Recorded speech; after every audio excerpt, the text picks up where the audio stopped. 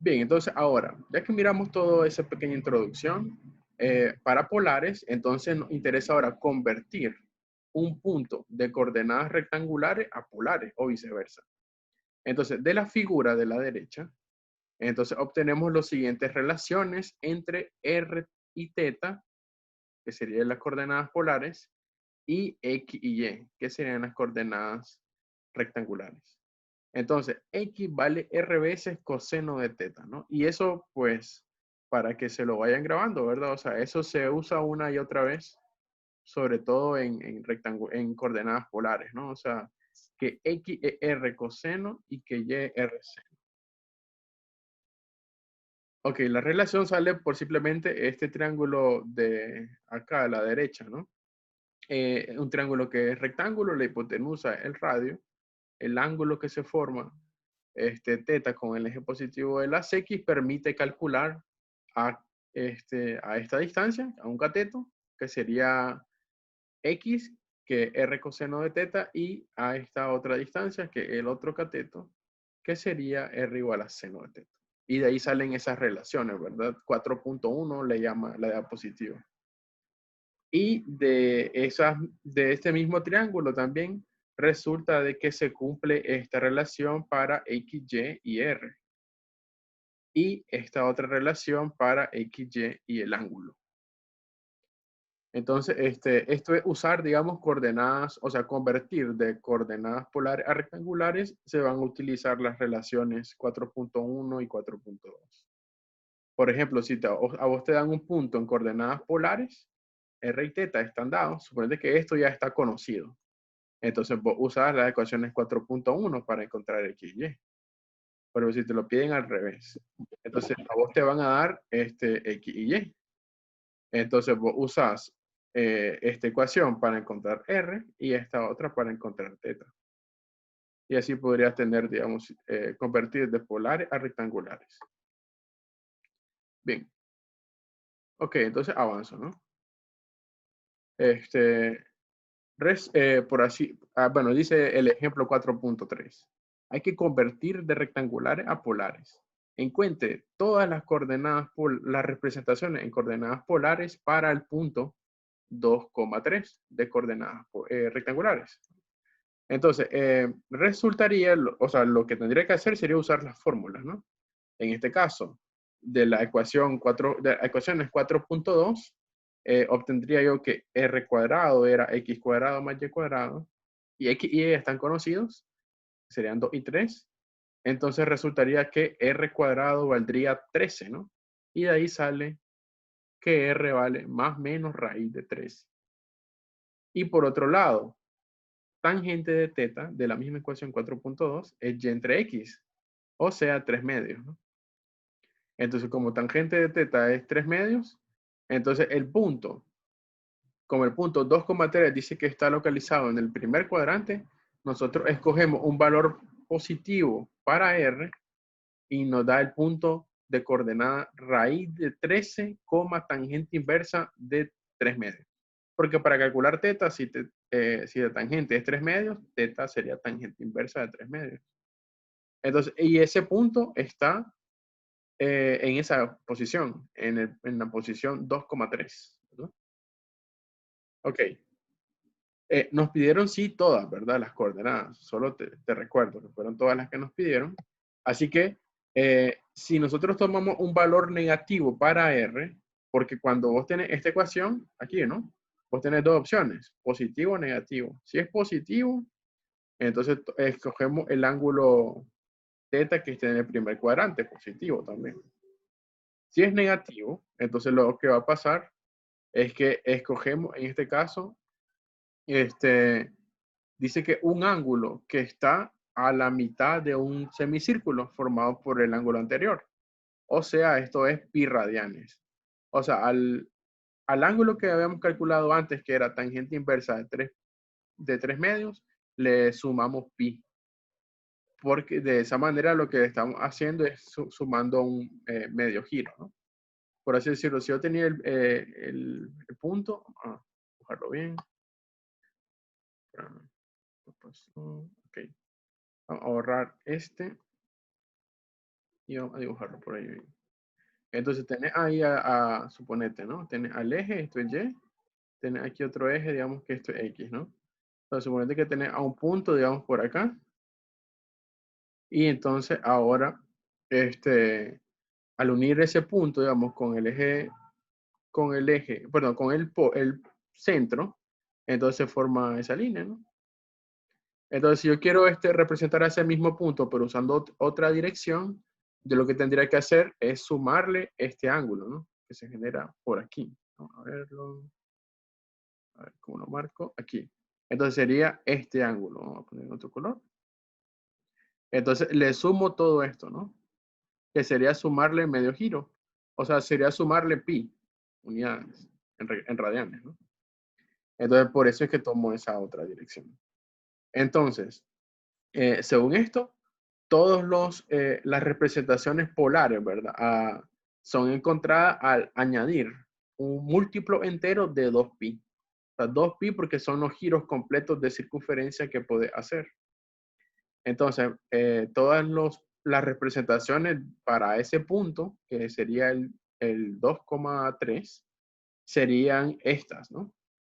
Raíz de 13, tangente inversa de 3 medios, más 2n por pi, para cualquier n entero, o menos raíz de 13, tangente inversa de 3 medios, más pi, más 2n por pi, para cualquier n, que sería un número entero. Y entonces ahí se ve claro, ¿no? Que son infinitas formas de representar puntos en polares. Un mismo punto en coordenadas polares. Bien, entonces borro anotaciones y continuamos.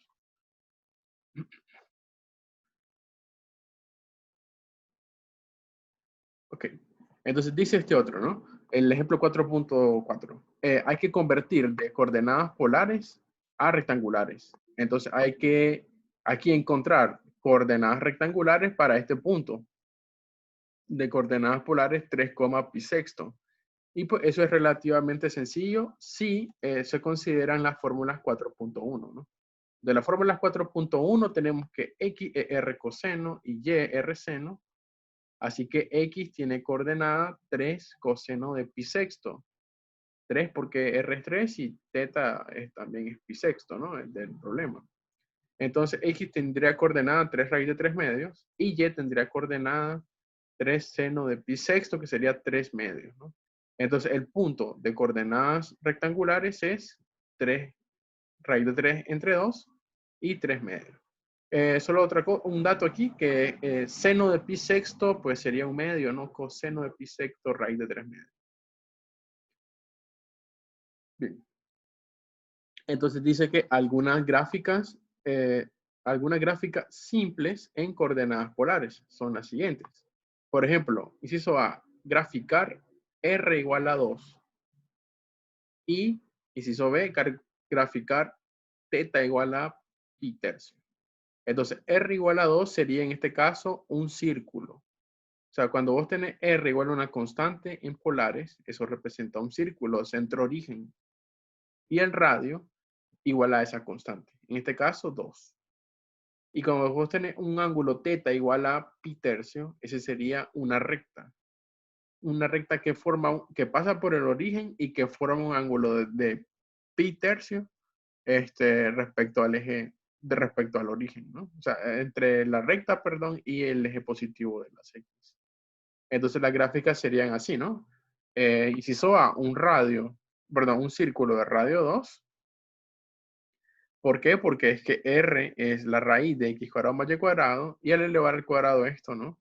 Entonces ahí te queda el x cuadrado, ¿verdad? Más y cuadrado igual a 4. Y ese es un círculo de radio 2. Por otro lado, cuando vos tenés teta igual a pi tercio, entonces resulta de que eso es una recta que forma un ángulo de pi tercio respecto al eje de las X. Entonces, ese ángulo teta, la tangente de ese ángulo, lo que define es una pendiente, ¿no? Es slope es pendiente. Y en este caso la pendiente sería raíz de 3. O sea, la pendiente sería, acordate, sería el nivel de inclinación, ¿no? Respecto al eje, ¿no? O sea, un cambio en X hace un cambio en Y. En este caso, raíz de 3 sería la pendiente de esa recta. Ok, entonces, y por último, para cerrar esta parte con esto, entonces vamos a convertir aquí, ¿verdad? Una ecuación de coordenadas rectangulares a coordenadas polares. O sea, aquí sería convertir literalmente. A vos por lo general te dan ecuaciones en coordenadas rectangulares, ¿no? Y cuando te dan eso, entonces a vos posiblemente querrás encontrar coordenadas polares para esa ecuación, ¿no? Entonces, cuando eso ocurre, vos tenés que hacer cambios de coordenadas, ¿no? O sea, convertir de rectangulares a polares. ¿Alguien está escribiendo o anotando algo?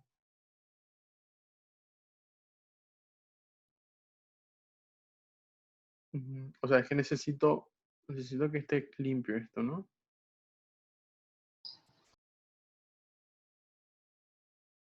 Porque si va a preguntar algo, o sea, se lo preguntan y ya se lo aclaro. Ok, entonces, te decía, quiero convertir esto a coordenadas rectangulares, entonces, perdón, polares. Entonces lo que hacemos es, la ecuación es esta, ¿no? Es x cuadrado 9 igual a x cuadrado menos y cuadrado. Entonces, esa ecuación que está ahí, ¿verdad? 9 igual a x cuadrado menos y cuadrado es la ecuación de una hipérbola.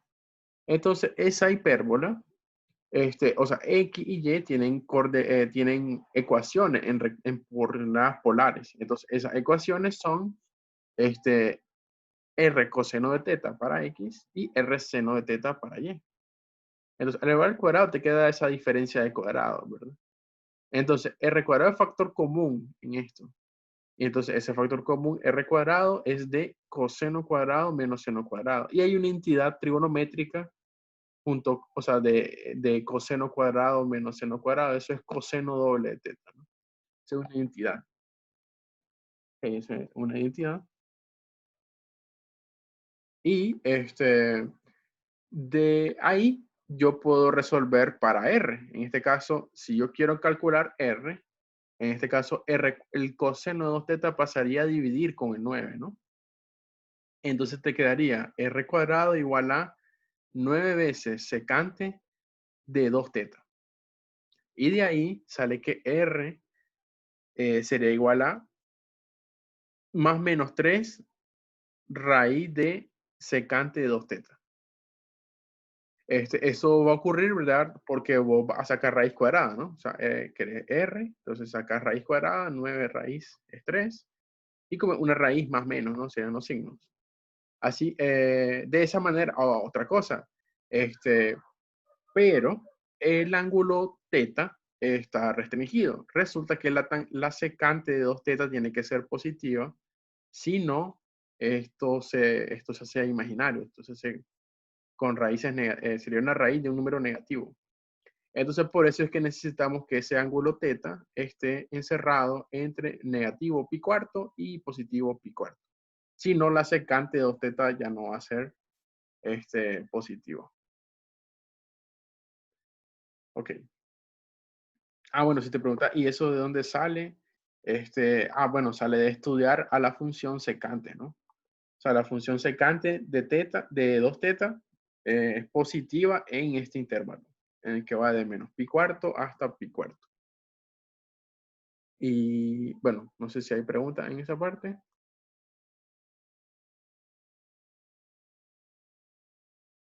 Bien, entonces, vamos a concluir esta primera parte por acá. Entonces voy a dejar de grabar.